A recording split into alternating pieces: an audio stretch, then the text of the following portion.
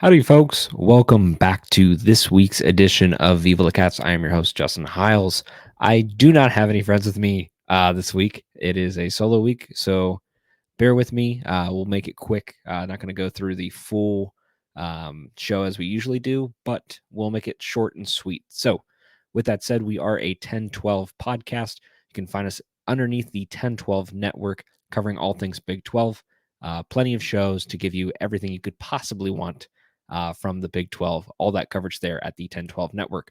And a shout out to our sponsors, Charlie Hustle, always providing some great gear for the show and powering our show. So, without further ado, let's just dig into it. The Bearcats get the win over UCF. They lost the last two straight in that rivalry, that is, against UCF. Now, getting back on the right side of things. It feels good. You get one on the road against a rival that you've been looking for it for a while, and you want to make sure that that rivalry stays in the right place. And so, feels good for the Bearcats to pull that one off. You then proceed to go 4-2 now on the season. You put UCF at 3-3 on the season. That also is a good feeling. And sitting in the top half of the conference in a way that a lot of people did not expect this team to be this early in the season. You're 2 games away from bowl eligibility. Our mantra of bowl by boulder still very much alive, and I think the vibes are pretty good right now. Vibes are pretty good. You come out of that game, little tight, little dicey at the end, but finding a way to win. And overall, a fairly well controlled game from Scott Satterfield and the Bearcats. Um, going into the bounce house, no easy test. Certainly, there were a few things kind of going the Bearcats' way in this game in the way that UCF usually wouldn't have these situations happening. Of course, with a hurricane, still, hopefully, we've got word from most all of our friends down in Orlando. Everybody seems to be pretty much good after the hurricane that had come through, Hurricane Milton. But it kind of makes things difficult. A lot of people without power, a lot of people not able to necessarily make it to the game. So crowd's a little bit lighter. And then on top of that, you add in this whole extra thing of the QB battle that's currently going on there. They're struggling to figure that out. And in this game, it just really, really came all to a front, came to a head.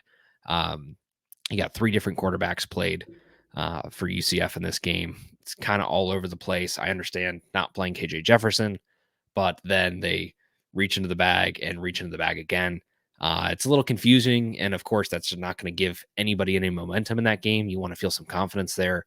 And splitting the reps, I just don't think it's a good idea. But I'm not going to complain about that. The Bearcats ended up winning. And I think that was one thing that did help attribute to it. They have a lot to figure out. They have a ton to figure out. And I think the Bearcats, in this case, like I said, pretty much stayed in the driver's seat for the majority of the game. Things looked pretty good for them. Overall, the first quarter, first half, defensively, did a pretty darn good job. Run game still seems a little bit suspect for the Bearcats. A lot of teams rushing on them pretty large. I believe we're 14th in the Big 12 when it comes to rushing yards. So that's a thing that you want to get in control because it's not great. It's not great. You don't want to be letting up nearly 200 yards a game. And it's unfortunately getting the best of them kind of week in, week out. Passing game is kind of all over the place when it comes to defense, but your run defense really needs to shape up because you got some tough teams coming up and it's the Big 12. Everybody's going to run hard on you every week. But I think it's exposing some parts of the defense that need work. But however, with all that said, they did a great job in this game. The defense did a great job limiting the best offense coming into this week to 13 points and stuffing it. And I think that has a lot to say. That has a lot to say, especially after the performance that you had against Houston and forcing that goose egg there, which was very good, obviously. Texas Tech, they kind of let it get away from them. But so far, the defense is still making some progress based off of where we had first seen them kind of just get abused in that Pitt game in the second half. Overall, I think they've done a decent job this year. Just need to get some more things figured out, but looking pretty good. Looking pretty good. More into this game against UCF. Possessions, it's a Scott Satterfield mantra. You're going to try to stay in control, try to keep a balanced attack, rushing and passing. They did a good job of that. The rushing game definitely felt some of the UCF defense there in this one. Limited the Bearcats to 97 yards. I believe that is their lowest amount of rushing yards in a game on the season. A little bit tough. However, for the majority of the game, we outpossessed them. I believe it was by 6 or 7 minutes in this game, which is pretty solid and something that you can walk away with your head held up high for. And won with 60 less yards too. UCF had some pretty good gains, but Bearcats doing the right things at the right time to shut down some of these possessions, get turnovers in the right places, and overall just make things seem a little bit better than it might have looked on paper. Especially, like I said, when you can limit that team to 13 points. That's huge. Oh, this is a lot of talking. I usually have a break in between when I get to pass it off to somebody else. So I'm trying to breathe here, people. Excuse me for that. So with that said, I think in this game too, Sorsby had a little bit of a tough first quarter. You go the entire season only throwing one pick, throws two really early in this game. It sucks to see. However, the first one I think was just a little bit of a boneheaded throw. The second one is just shitty circumstance. Hits, he throws it a little bit behind. I believe it was Royer that was catching that pass. Throws it a little bit behind him, goes off the chest, goes off the hands, up into the air, and then right back into the UCF defender's hands and ends up with an interception. That's one of those things that ball can go anywhere. And of course it goes up and back, and that ends up being what it is. Unfortunately, becomes more of a situation than it needs to be. However, again, credit to the Bearcats defense in a lot of these situations where untimely turnover or cruddy situation, finding a way to create a turnover, finding a way to stuff the UCF offense and get the ball back for our offense. So pretty good there. Not a lot to complain about. Speaking of the defense, which we kind of touched on, kind of jumping all over the place, but I was really impressed with them this past week. They had, of course, 2 forced fumbles, 2 recoveries there, 5 sacks, and 7 tackles for loss. They were all over the field. Looked pretty good. Peak actually ended up getting the PFF National Team of the Week mention, which was great. Great to see there. Of course, you're going to see some information too about Antoine had a little video. Antoine Peak Sr. had a video for homecoming this week. So kind of cool to see that mentioned there. But great for Peak Jr. in this game. I think he had 8 or 9 tackles, which pretty good showing from him. And just right place, right time. A lot of this game, and it's good to see him excelling pretty quickly. Jake Golday ended up getting a Big 12 Newcomer of the Week mention, which is also pretty cool. Ended up having that fumble recovery. I don't remember if he was the one who forced that other fumble, but overall, pretty solid outing for him as well. And so, I think kind of just the last point in this game that I wanted to talk about was UCF. It's tough. It's tough over there. You obviously want to see your rivals suck. You want to see them lose, and especially when you are the one doing that. So feels good to kind of kick UCF while they're down in a way, but it does suck for them. I think this is a team that had a lot going for them really early, and the whole thing is just kind of unraveled. They had that absolute rout that they suffered against Colorado at home. Nothing that you want to see there for a UCF fan. 48-21, just got blown out, especially with a Colorado team that was starting to get some questions pretty early. And then you have the loss at Florida in the Swamp. 24-13, that was a close one-ish, but they weren't really in that game. And same here, 19-13, again, 3 consecutive weeks that after the first 3 scoring a crap ton of points, couldn't do anything. And, first 3 games, you have New Hampshire, Sam Houston, TCU. TCU's a little bit all over the place. We don't really know what to expect from them still. I'm still kind of confused on what TCU is. I think TCU fans would probably tell you the same thing.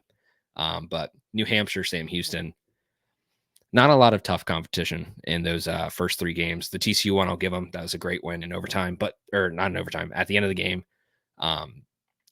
just to win it 35-34. They're one possession away in that game from being 2-4. This is a team that was expecting to be bowling, going into Iowa State, going into BYU. They wanted to be where Iowa State and BYU were going into this, which obviously every team does. But there were some things there that made you believe that they could probably be good. And I don't know. They're suffering a lot right now. And, looking at their schedule from what they had expected, hoping to get a win against Billy Napier's Florida, which is not a very good Florida, hoping to get a win against Cincinnati and taking 2 L's there. Not great when you have Iowa State on the road and then BYU right after that. They've got a gauntlet left. And, not to mention that they still have Arizona State and West Virginia on the road. I don't know. I don't see how it gets better for them. And, for the Bearcats, that's good, but tough times for those in Orlando trying to figure out what to do with their season. And I think a lot of people are off the Gus bus right now, and I wouldn't be surprised if that resentment gets worse. But clearly, KJ Jefferson, that whole QB situation was not it, and whatever they've been doing is not it. So good luck, UCF fans. Figure it out. Enough about them. More about the Bearcats. This week we have, of course, the homecoming game. Bearcats finally getting to play another new member of the Big 12, the new Big 4. So there was already the addition of 4, and then you have the addition of the more 4 from the Pac-12. Bearcats getting to play Arizona State at home. Like I said, of course, this is the homecoming game. Unis just dropped this week. We're going to have a full red out. Love to see that. Usually it's a homecoming kind of tradition for the Bearcats to wear red, as it seems. So excited for that. It's a game. It is a game that you can go and get. I think that this is one that at the beginning of the year, you chalk this up as probably your easiest Big 12 opponent. Hate to break it to y'all. This is going to be probably one of the hardest opponents on your schedule. Arizona State, like the Bearcats, like BYU, is, a few of these teams are really looking a lot better than everyone expected them to. And a lot of these quote unquote top heavy teams that were supposed to be really controlling this conference are starting to hand it over. So you got to feel pretty good about that. Feel pretty good about your odds to get a really good win here. I think if the Bearcats can get this one at home, you're going to be playing a team that's 2-1 right now in conference. That's going to be important for you moving forward. If you can move to 3-1, you put yourself in an incredible position. You'd be at 5-1 on the season, 5-2, which would put you, again, 1 game away from bowl eligibility this fast. 1 game away from doubling last year's win total of 3 wins. So if you can get that one together, I think you're going to feel really good. This Arizona State team, like I said, looks way better than anybody expected them to be. Arizona State is just one of those teams that runs the ball and does it really damn well. And they do their one thing really good. Their defense, they lock up rushing, and they run the ball well and they defend the rush well. And those 2 things are the things that they do very well. And so far it has worked for them. They've beat some really quality teams. Like I said, against some adversity that I just, nobody saw this coming, except for maybe a few very excited Arizona State fans. Of course, in this game, you do get a little bit more of a homecoming as well, in a way, with Justin Woodley on the defensive line and Shimon Mateer at tight end for the Arizona State Sun Devils, who are coming to Nippert. So they're bringing old Bearcats players to play against, of course, their former team in Nippert Stadium. A little bit of a homecoming for the Arizona State players there, too. It's going to be an interesting game with Jeff Sims in at QB, the Nebraska transfer. Sam Levitt is currently injured. We'll see if that still ends up being a thing by the time we get to game start. had a rib injury.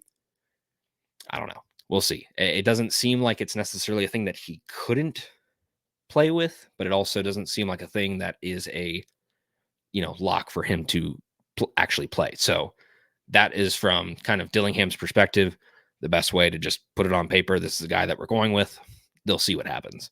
It might be a thing where he comes back this week. It might be a thing where he's out for a few more weeks. We don't know. But with that said, regardless of that situation, Arizona State still runs the hell out of the ball, and the passing game is not really an element that they kind of dig into. I think Dillingham has done a fantastic job. Absolutely fantastic job. Arizona State, like I said, was not supposed to be where they're at. And it's cool to see, for new teams like Arizona State, for new teams like Cincinnati, like BYU, to come into this conference, Colorado included. These are all teams that were picked in the bottom 7. Now all these teams are in the bottom 7, top 7. Picked in the bottom 7, now in the top 7. I think everybody can kind of hold their heads high from these new teams. And we knew this is going to be a conference with a lot of parity. We knew this is going to be a conference where it could be anybody's game, each season. If you're going to try to establish some momentum, you got to do it early while this thing is still wide open before some of these other teams sort of start to try and lay their claim, as like Texas and Oklahoma did, dominating this conference for as long as they did while they were here. Whew, a lot of talking. But like I said, both of these teams are defying expectations. Let's look into some similarities between these two teams. Well, why don't we? So, Arizona State, Cincinnati, both in the Big 12 media polls picked in the bottom 3. Cincinnati picked at number 14. Arizona State picked dead last. How about that? That's a pretty good turnaround. Of course, both now in the top 6, both have a 2-1 record. Like I said before, if you can get either team winning this game, at least for each of their seasons, is going to be really, really good going forward. This is a team that a matchup that I think a lot of people looked at the beginning of the season as something that would ultimately determine nothing. And now it actually has some pretty large stakes going forward. A few of the right teams in the right place slip up, you might have some late season implications here, in a way that I don't think anybody expected. Like I said before, Arizona State's rushing game is really good. So for some more similarities, both these teams, number 4 in something with offense. Arizona State, number 4 in the Big 12 in rushing. Bearcats, number 4 in the Big 12 passing game. What I will say, as also mentioned before, Arizona State's defense allowing 317 yards per game as a total. That is pretty tough. That makes them, I believe, the third, or not third. That's not right. I'd have to double check that. They're one of the better defenses in this league. I believe they're at least top 5, top 6, but 317 yards per game, really getting some good control defensively and, dictating the game. That's going to be a thing that's going to be tough for the Bearcats because you've relied pretty heavily on rushing for a while. It's kind of faltered in the past few weeks. It doesn't help when your sample size includes one tough game against UCF where you don't break 100 as a team. And the week before that, of course, not including the bye week, game before that, Texas Tech, you lose Corey Kiner and Evan Pryor in the same game, and your rushing game goes out the window. Tough situation. Tough situation. I don't think it's the best sample size right now to really determine how this rushing game is going to sort of continue to progress for the entire rest of the season. I think they are getting better. I think they will continue to get better. You just have a tough outing, but it's not going to be any easier against a very, very good rushing defense from Arizona State. Number 3 in the Big 12. Bearcats rushing defense, number 14. So you got the number 4 rushing offense against the number 14 rushing defense. Don't need to tell you a lot to explain that is not a great matchup for the Bearcats. However, you're at home. I think you do have a lot of good momentum there. Sims is going to be in at QB as long as this conversation still stays the same. It is currently Thursday evening. that is the memo. I think things will probably stay that way. With that said, Arizona State, very limited passing game. They're a bottom 5 team in passing offense. I don't expect their identity to change. Like I said, they do a lot of things really good. And those things that they do good, they focus on, and they don't really care about the other stuff because it hasn't been necessary for them to win. They're 5-1 right now. They're a very good looking team. And so with that said, you just have to hope with the Bearcats that they can really buckle down on their rushing defense, control the ball, control the tempo of the game, and make sure that Arizona State has a one-dimensional offense, as they still do. Don't let them get into the passing game. That's not their game. Don't let it be part of this game. Keep it completely out of question, and really limit it down to just controlling Cam Scatterbo. That's a tough task. That is a tough task. Just tell you this real fast. Cam Scatterbo, currently as it sits, 133 carries on the season, 8 touchdowns,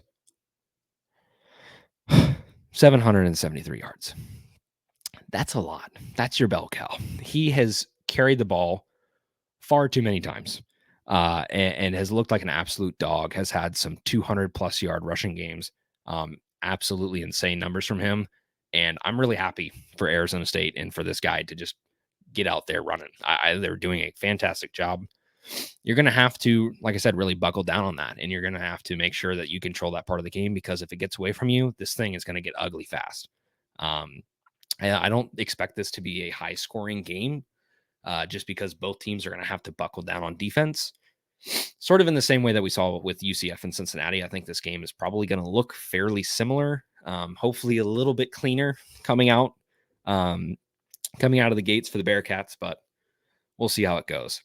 That covers a lot of the preview.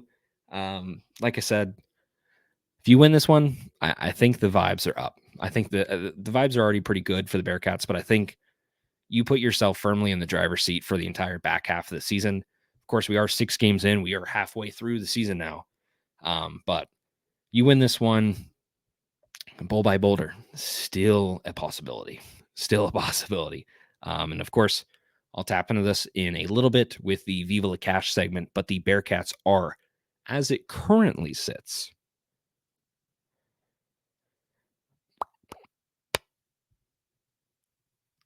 5-point favorites. I don't know how I feel about those numbers, but like I said, we'll get into that in a little bit. Like I said, I'm going to kind of cut out the back half of the show here. Just end it with Viva La Cash. There's only so many things I could do on vacation this past week, without Joel, without Steve. So trying to just keep it a little bit of a tighter show, and we're going to work with that. So bear with me. I might also need a few awkward pauses to breathe because I've been talking a lot. I'm not used to monologuing for like 30 minutes straight. Ask my fiance and she'll say something different. On to the preview against Ohio State. Ohio State comes to Clifton to play in the charity exhibition game to kick off the season. I think this is great for the Bearcats. It's great for the fans to get a good look at what this team is going to look like. Again, ton of new additions this year. You still get to keep your main core from last year, but you have a lot of new additions that you feel really confident about, that you feel can make some, pretty strong strides moving forward for this season. You just want to get a feel. I mean, I don't think you're going to really get any idea of who's going to be the starting 5 by the time we hit Big 12 play.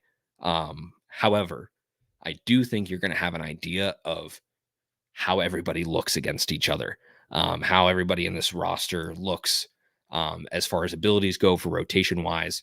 Wes did mention in his presser this week for media availability that the squad is not going to be like finalized. You're not going to see a clear cut, perfect thing of exactly what to expect. If anything, I'd expect the opposite. I'd expect him to run some of the guys who are going to get less minutes probably throughout the season.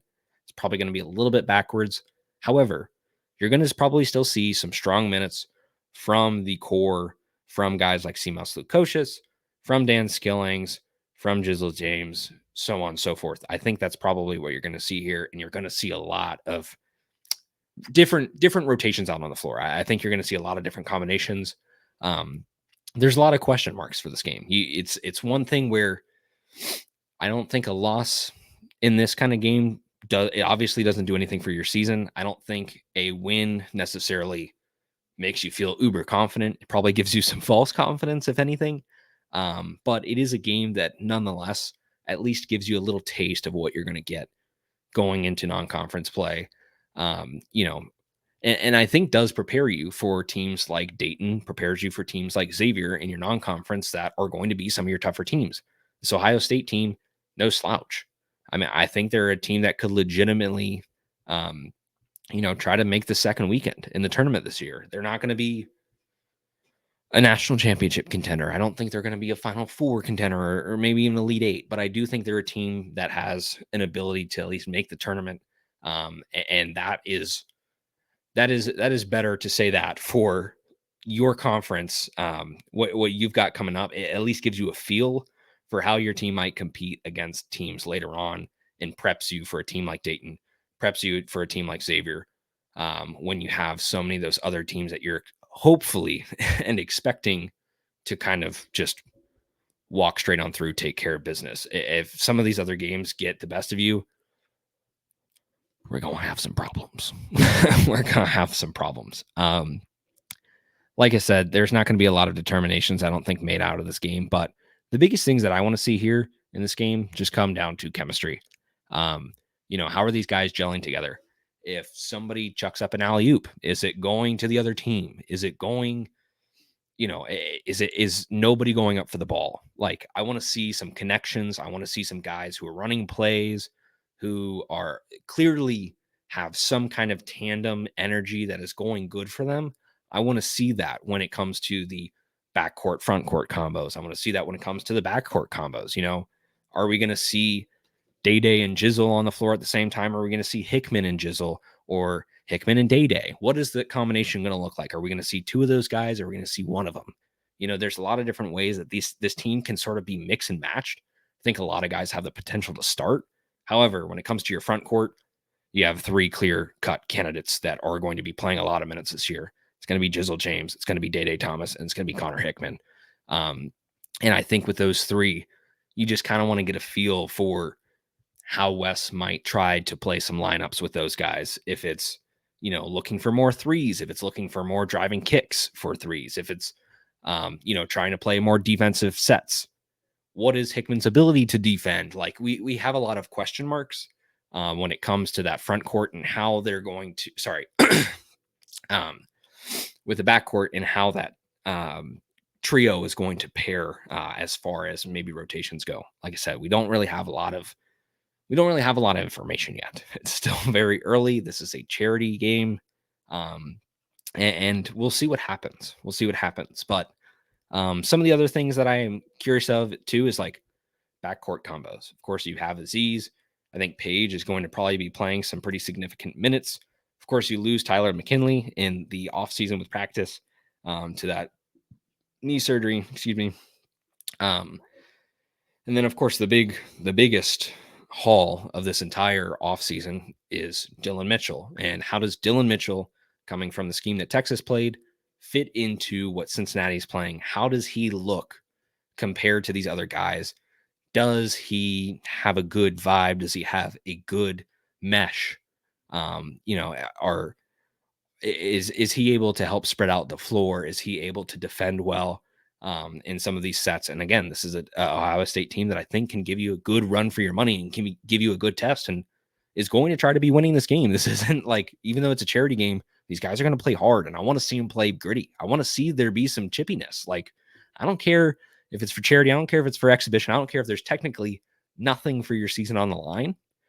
Get out there and play hard. Like, I want to see some really good offensive and defensive sets that give me an idea of what I can expect from this team.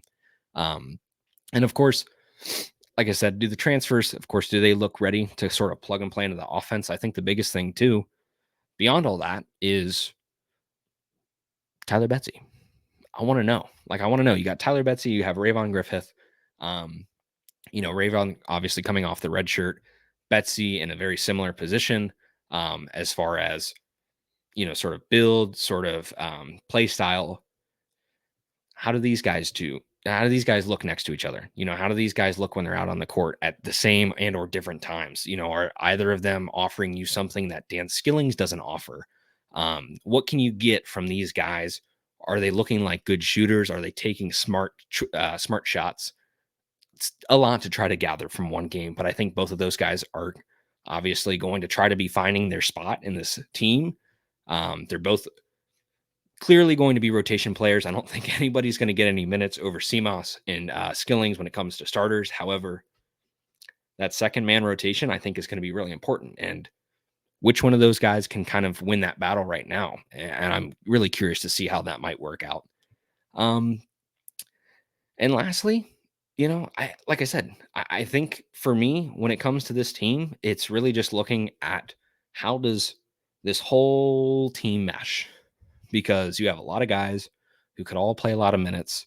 You have a lot of talent, and I think there's a good 12 guys on this roster that you can run a 12-man rotation with going into non-conference play and even going up to Big 12 play. A lot of teams don't have that much talent where they get to conference play and they're running an 8-man rotation or they're running a 9-man rotation. I think this team can legitimately run 12 for most of the year. You're probably going to sit some guys back just for health, for travel's sake.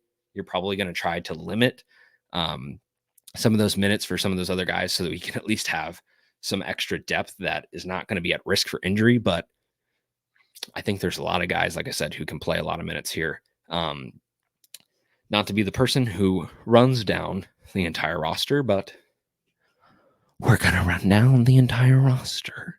We're going to do it really fast. The biggest things that I want to do this by, we're just going to go freshmen to seniors, your upper or your lower to your upperclassmen, and just kind of get a feel for what this team's build out is right now, as far as guys that are going to get some minutes, guys that might not.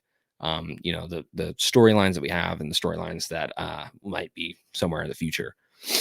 Let's run down the list really fast. You got Tyler Betsy, Halvin Zelat. I still hope I find that. I say that name correctly. Don't know. Rayvon Griffith, of course, redshirt freshman. Tyler McKinley will be, like I said before, sitting out this year with that injury, recovering there. JJ Rembert, Jizzle James, Arlington Page, Dylan Mitchell, Josh Reed, Dan Skillings, CJ Anthony, Aziz Bendigo, CJ Frederick Jr., Connor Hickman, Seamus Lukosius, and Day Thomas. And I still think it's very funny. If you actually go and look at ESPN's roster right now, two things happen. Kalu Ezikpe is still on this team in 2024, apparently. Apparently. And apparently the head coach is still Mick Cronin. So those are fun facts for you for this list. Go over to ESPN's website and check that out for a good laugh. But with that said, I think you have a lot of really, really good upperclassmen talent here. I think at least three of those guys are your starters with your juniors between Mitchell, Reed, Skillings. I think you got for sure two starters there. And, with your sophomores and Page and Jizzle, I think you feel really good about Jizzle getting the starting minutes this year. I think that's what's going to be happening. We'll see. I don't think that Jizzle would have stayed if he was going to be splitting his minutes down the middle again with Day. I think he's clearly proven that he's a lot of talent and that he could play anywhere. All love and respect to Day. I think he's a great player. I think Jizzle is just younger and it gives you more upside for a long-term future. And even if it's not the case where long-term future he's here, he's a guy that's probably going to go to the league and he's going to play in the NBA. And I think you got to play that guy right now. And so I think you feel really good about even your sophomores there, and Page's upside for the future looks really good. Of course, a big target for Cincinnati before he ended up going to USC, and then took the trip back around and came to Cincinnati at the end. And then again, your freshmen there, Betsy and Griffith, I think are going to be some pretty strong impact players. We'll see. So, like I said, really interesting roster this year. we'll see how all of this whole thing meshes and gels together. But I have talked so much. I'm so out of breath, so out of energy. I'm surprised I even made it 35 minutes. Guess what? We got a few more things for you. Very quick, nothing too crazy, but there is some crazy cool stuff. That's from our friends at Charlie Hustle. Head on over to www.charliehustle.com and get you some awesome merch. This week, I got 2 shirts for you. My crop is going to be absolutely awful, but that's fine. We got 2 shirts for you. There's a little black smear. 2 shirts for you, the Arizona State and the Nippert Stadium shirt. Of course, for Arizona State, their stadium in Tempe, Arizona, carved in the mountain, absolutely beautiful. You, of course, have Sparky there sitting in the center. Love the gradient, love the sort of Western font here, and then the absolutely clean, beautiful Nippert Stadium for the Bearcats. 2 great choices. You can get plenty of other tees, plenty of other long sleeve shirts, jackets, you name it, from our friends over at Charlie Hustle. So make sure to use that promo code 101215. That is 101215 for 15% off of all non-sale items. That is good as long as we keep giving you this ad, and we're going to keep on giving it to you. So again, thank you to our friends over at Charlie Hustle. Use that promo code, get you some cool merch. And the last segment this week, I'm going to skip over the Big 12 head-to-head and skip over the Bearcat Sports Wrap-Up. There is some good stuff to cover there. However, limited on time. Don't at me. Viva La Cash. Bring me the money, baby. It's going to be short. It's going to be sweet. Here's what we've got. Bearcats, like I said before, are 5-point favorites against Arizona State. The total for this game is 50.5. And the money line, of course, you could pick either one, but really, who are we going to pick? We're going to pick the Bearcats, aren't we? So for this week, for Viva La Cash, here's my picks. I'm taking the Bearcats. Got to take the Bearcats. Like I said, any week that we don't take the Bearcats, the first week that we do that is the week that we have officially given up. We have not given up yet. We are 4-2. We're looking good. Take the Bearcats this week. Going to be 5-2 after this week. Feel hopefully pretty good about those odds. However, when it comes to the spread, when it comes to the total in this game, very interesting. This game was at like 6.5 a few days ago, has now moved to 5. I don't know. This could be a weird game. It could be I think it's going to come down to one possession. I think it's going to be a close game at the end. I do still like the Bearcats. However, I don't think they're going to cover. I think this is going to be a tight game. This is going to be a field goal winner. This is going to be a last second hurrah to try to win the game. I don't think the Bearcats are covering this week. Do still think they're winning. And of course, the 50.5 over under. Let's look at it this way. Bearcats defense, when it comes to rushing, not great. Arizona State's offense, when it comes to rushing, great. Arizona State's passing defense, not great. Bearcats passing offense, pretty solid. I think that this week is just going to be a who can go and score some more points. It should be a rock fight with those odds. Should be a rock fight. However, I will convince myself that this is a game where both teams can score 25 points, or one team can at least score 30 and the other can score 20. So I think it's very doable. And for that, I will take the over. So we got Bearcats not covering the spread. Bearcats money line over 50.5 for this week. Those are the picks for Viva La Cash for mine this week. I will put out a graphic with Joel/Steve's picks this week, and we should have Steve back next week-ish. I think that's our timeline, so expect to hear the golden voice, Velveeta man himself, Steve Maurer, back on the show. We might do Joel on the show at the same time. We might do all 3 of us. I don't know. I don't know. We've all been very busy. Steve is coming back from his honeymoon. Joel's got a ton going on with work. I got a ton going on with work. Vacation, a whole lot happening. So we have no idea. But lastly, this week, as always, I'm going to give you some picks. And we'll throw up the rest of them from Joel for this week and get that graphic out there for y'all to see. we've been doing okay. Last week, we actually did pretty solid. But here are my picks for this week. So, looking at the first one, you have number 6, Miami, traveling to Louisville, playing in Louisville. Miami, 5-point favorites. They've looked pretty good this season. Louisville has kind of been all over the place, at least as far as expectations go. I don't know. I'm always a Miami hater every single year, but this year they look pretty damn good. I'd take them to cover the 5.5 or 5 on the road. I think they can win this game by a tutty. I think it's pretty reasonable.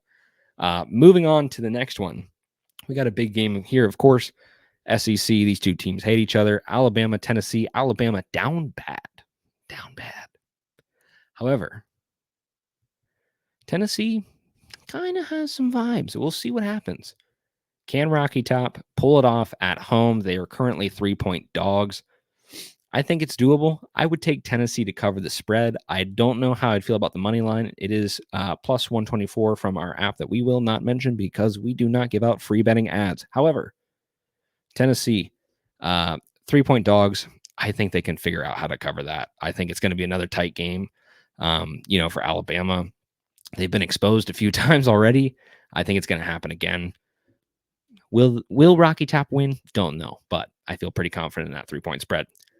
And lastly, our old tortilla friends, Texas Tech. They have figured out a way to win in many games this year. Whether that be against or with the odds. They're playing Baylor this week. And Baylor is traveling to Lubbock. It is Texas. It's nothing that they're not used to. However, not a Baylor believer. Down with the Bears. I don't think they're very good. I think they're going to continue to be bad. And I think that their season is just going to continue to unravel. Texas Tech, however, I do believe is on the way up. And I do think that they are going to be a good team at the end of the season. As it currently sits, Texas Tech, 6-point favorites in this game at home. I would take them to cover. Texas Tech scores a lot of points. Baylor doesn't even know what they are right now.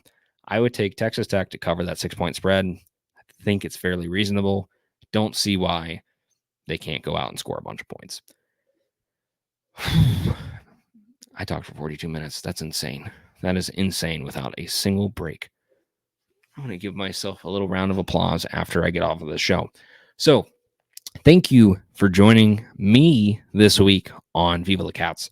Of course, if you're not already, make sure to follow our Twitter /X, whatever you call that app. I still call it the Burb app. Go follow us on the Burb app. Make sure you're checking out all of our new content every single week. We'll see if the game sim comes up this week. Like I said, been very swamped, but it's always a fun element if we can get it in each week. Make sure to head on over there, check that out, and as well, follow our YouTube, follow our Spotify, our Apple Podcasts, Google Podcasts, wherever you listen to us. You can catch this show each and every week. So thank you for joining me this week. And as always, if you've made it to the end of this show, please leave a rating. It really helps out the show and just gives us a good idea of how we're doing. So leave us a rating at the end of the show. We'd really appreciate it. And of course, check out our sponsors, Charlie Hustle, and check out the 1012 Network for all things Big 12. I've talked plenty. I'm done. I'm out of breath. I'm going to go have a nice rest of my night on the couch. Happy Friday to you listening on Friday. Have a great weekend. Go Bearcats. Enjoy homecoming. Beat the Sun Devils. Viva La Cats.